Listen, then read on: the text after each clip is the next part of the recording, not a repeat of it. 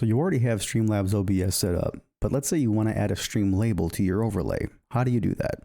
Well, folks, good news. It's quite simple. All you got to do is this here. Go to the scene that you want the label on, and over here on the sources, you want to click on the plus sign. Scroll down or just find where it says stream label, click that, hit add source. Now for this example here, I'm going to add my most recent follower, but go ahead and call this here whatever you would like.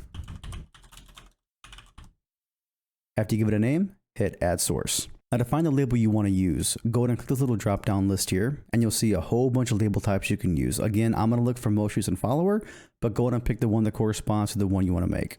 After you have your label type selected, go ahead and scroll down a little bit here, and this is where you can change every single thing about the label you want.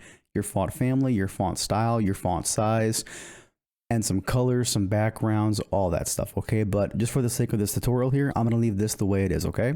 So after you're done, just hit done. And then it should by default pop up there in the upper left-hand corner of the preview window. I'm going to drag this down to where you want it. Make it bigger or smaller depending on your overlay needs. And just like that, that's how you add a stream label inside of Streamlabs OBS. If you want to see more content like this on the channel, do me a favor, hit that subscribe button and get this video a thumbs up. I would greatly appreciate it. I'll see y'all in the next one.